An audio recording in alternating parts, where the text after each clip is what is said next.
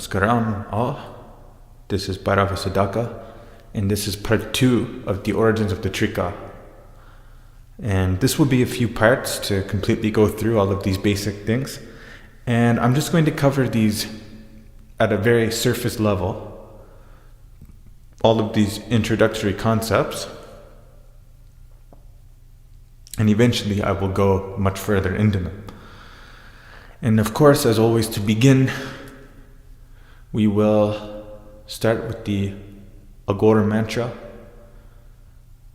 This, of course, was loved by the great master Ishvara Swarupa Swami Lakshmanji Maharaj, and he was the greatest contributor to Kashmir Trika Shaivism in the past few hundred years, probably a couple hundred years at least. So we begin.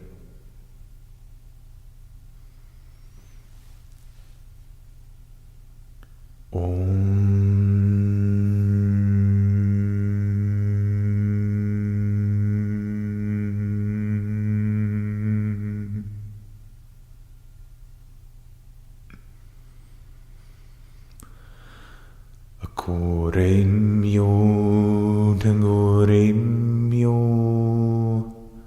kora kora tarimyascha sarvata sarva sarvemyo namaste rudra rupemya agoremyo dhagoremyo kora kora tarimyascha sarvata sarva sarvemyo namaste rudra rupemya angoremyo dhangoremyo kora kora tarimyascha sarvata sarva sarvemyo namaste rudra rupemya.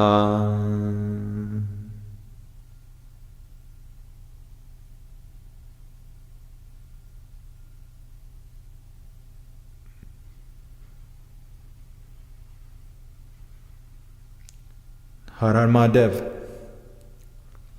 So, to pick up where we had left off, in the last video, I uncovered the Paramashiva came down in the ancient Satyuga onto Mount Kailash, which really is the Agya Chakra in his 5-headed form and 18-armed Rupa.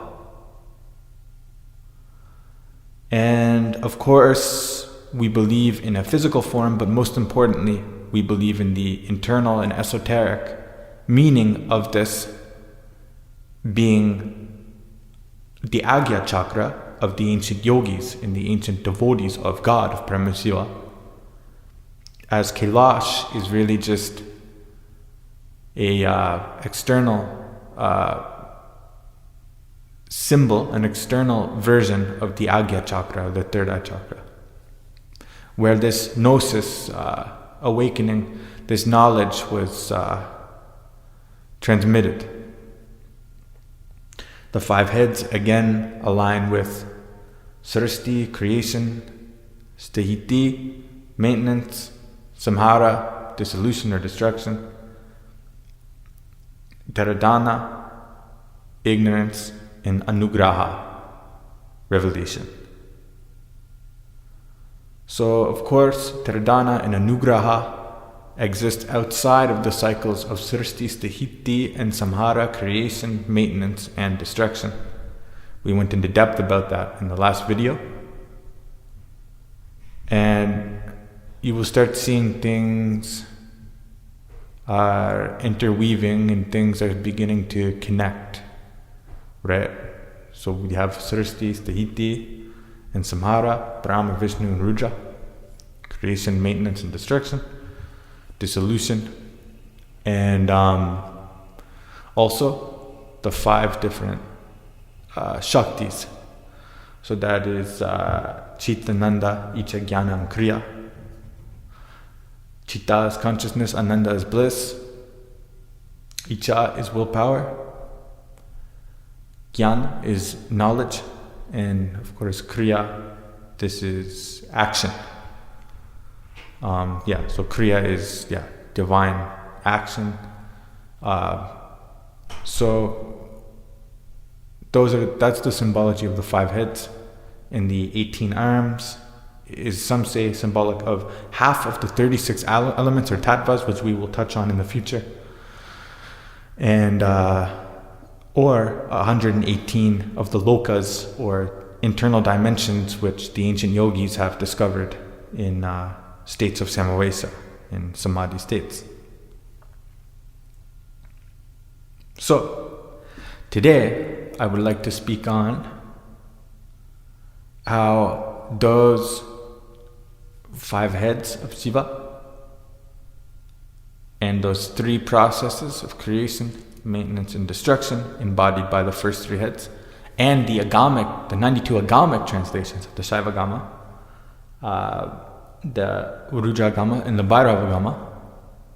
And now this correlates to the 4 pranas, or the 4 states of prana, or the 4 different lokas, or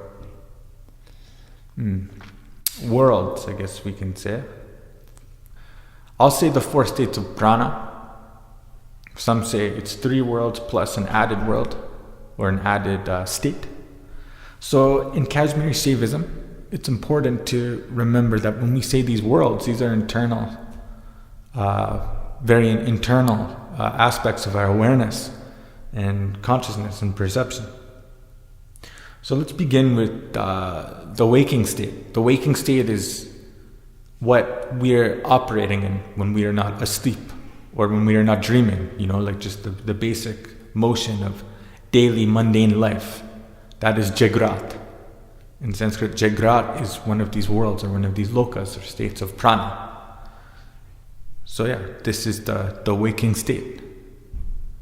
And then, in the field of wakefulness, like talking with people and doing all the things that you do throughout the day. Beyond Jagrat is Swapna. Swapna is the dreaming state. So this is that astral state which we enter in when we sleep. This, to not be confused with deep sleep. This is not deep sleep. This is, again, the dreaming state, the dream world, essentially, which is experiences in, it's experienced within consciousness, or else it couldn't be remembered. It couldn't. Anything experienced must exist within consciousness. And the first verse of, Shiva Sutras, and just the general knowledge is that the God is consciousness. Brahma Shiva is consciousness. It is Prakasa. Everything experienced exists within the light of consciousness. So therefore, the Swapna state or dream state is valid. The experiences there are valid and they're real. They're not illusory. Right? The wakeful state is not illusory. Anything experienced is not an illusion. This world is real. It has come from Brahma Shiva. We don't acknowledge the illusory essence of this world. Like most schools of religion and just in general, religion in general, acknowledge this world is illusory or this world is fallen. Or, anyways. So we have Jagrat, wakeful state, Swapna, dream state, and we have Sushupti, which is the state of voidness, or Shunya, where there is no, it's an emptiness, but we can still remember this as being an experience which is void of thought, void of vikalpas,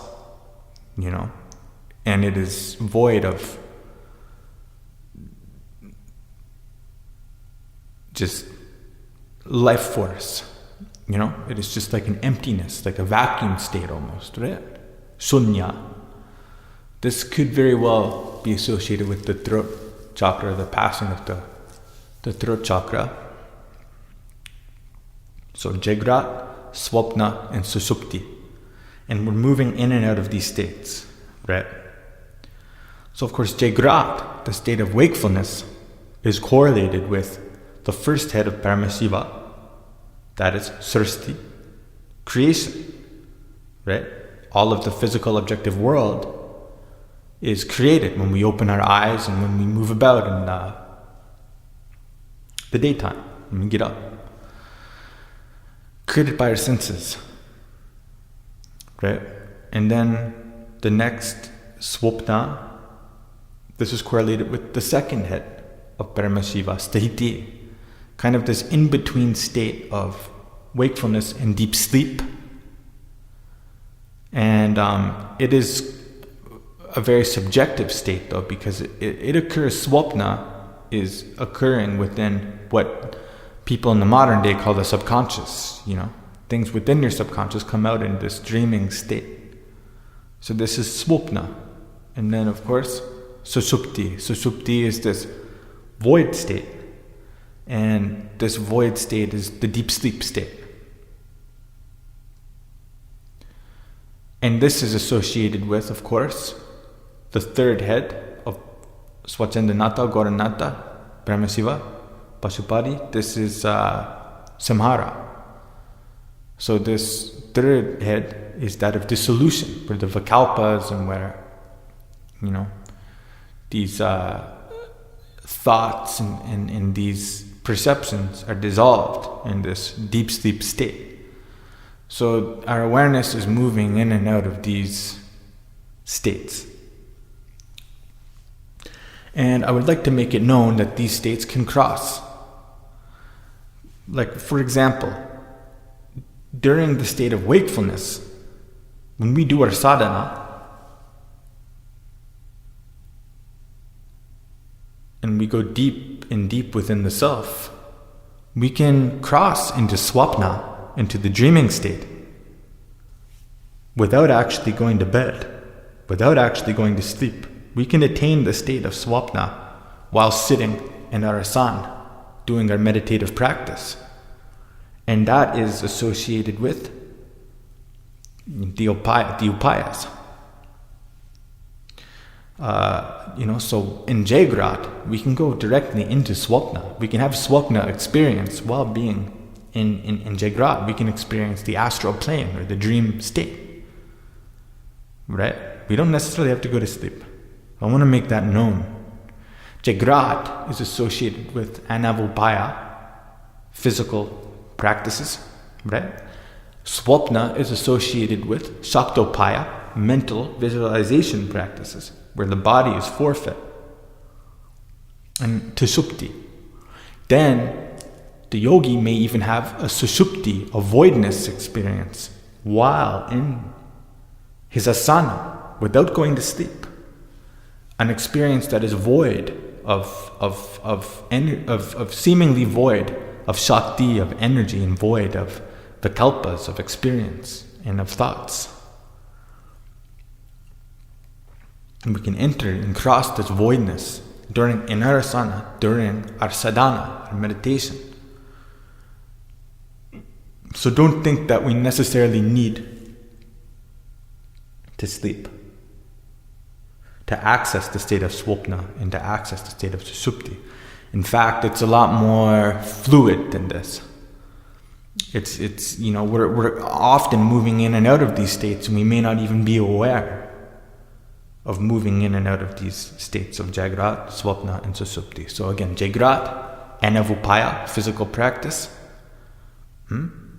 Swapna, saktopaya, associated with mental practices of ekagra and dharana, one-pointed focus in meditation, which forfeits the body in the use of bodily processes, or the reliance on bodily processes.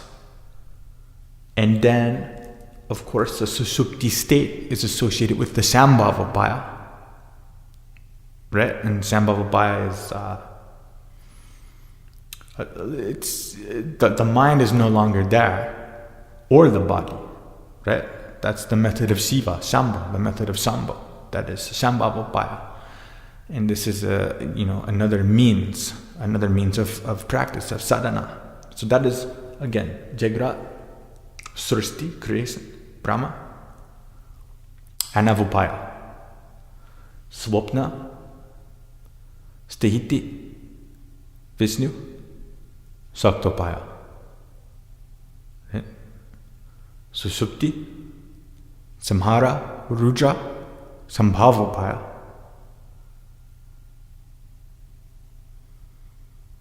And now there is a fourth state beyond Swapna, beyond Jagrat, beyond Sushupti, so beyond dreaming state, beyond wakeful state, and beyond voidness. There is a fourth state. And I would like to quote from B.N. Pandit, my Grand Master, as I am also a student of Acharya Motilal Pandit. And his master was B.N. Pandit, the person who wrote this book, Specific Principles of Kashmir Shaivism.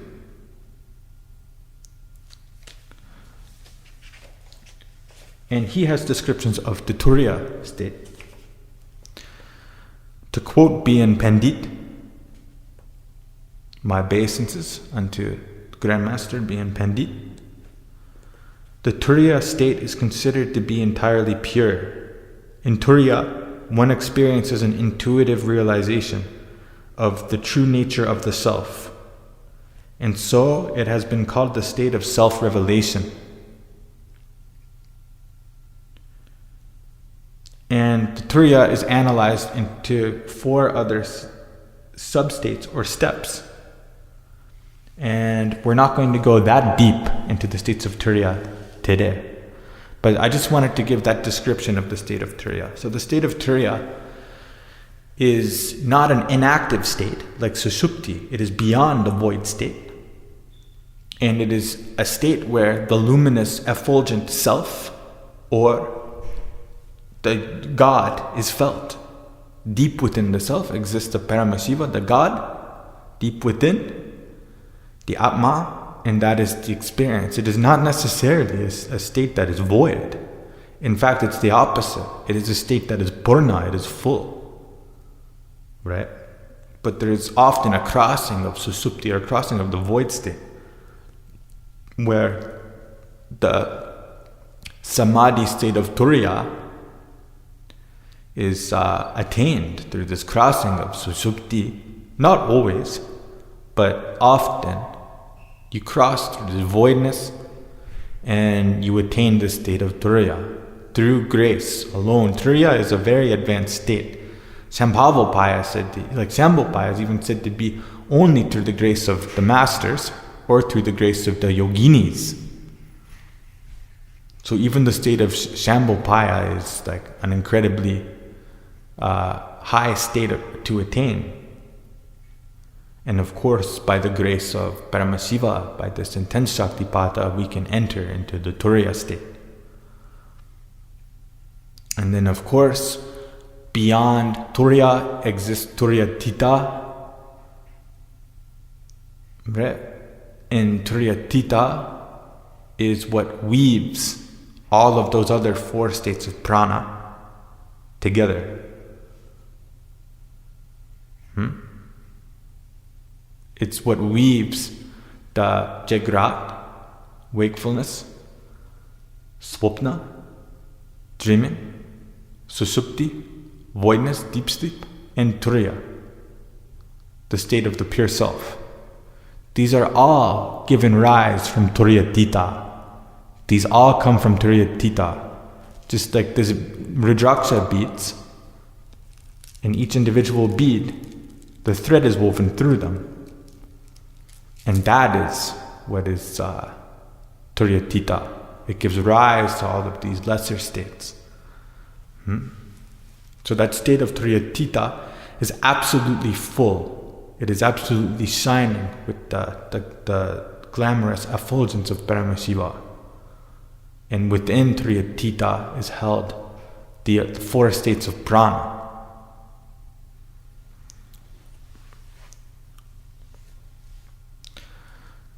So we have now the 3 worlds, 3 lokas, we can call it the three worlds, Jagrat, Swapna, Susupti.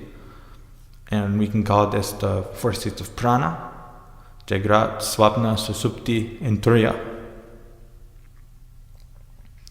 And there is an association with the different agamas. Jagrat is associated with the Saiva Dharmas, the dualist agamas. Swapna is associated with the dualist, non-dualist agamas, the Rudra agamas, or the Rautra agamas. And then the Susupti is associated with the Bhairava agamas.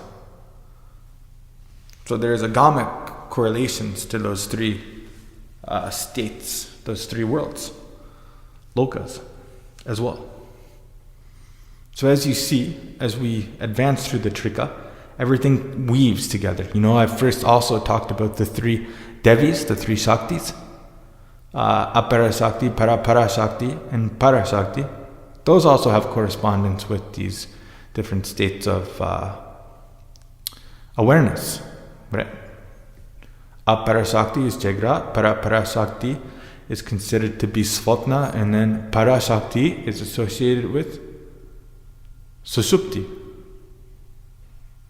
See, everything is weaving together, right? That is the thing about the Trika Marga. Everything will kind of weave. As we discuss all of these concepts, everything will be woven together. So that is what I wanted to discuss today. I'm not going into grave detail about all of these things yet. In future videos, I will go into more detail about these. And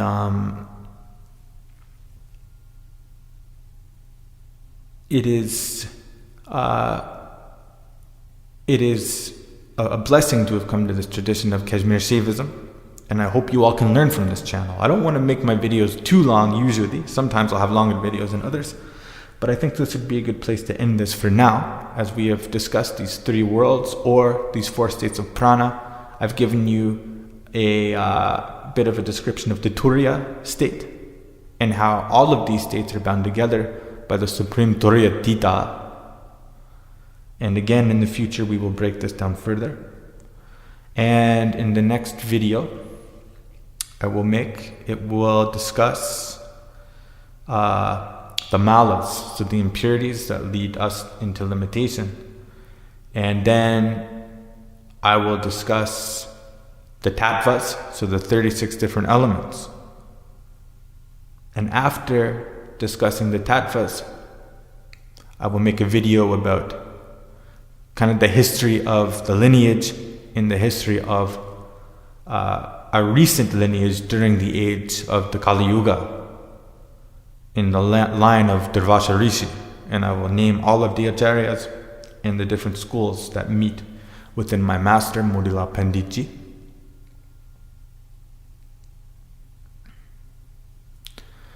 My Grandmaster Swami Lakshmanju. Anyways, thank you all for watching. God bless you all.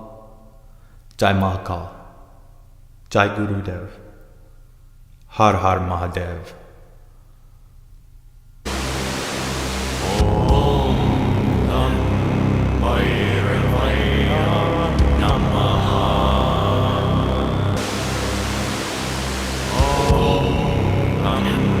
Bye.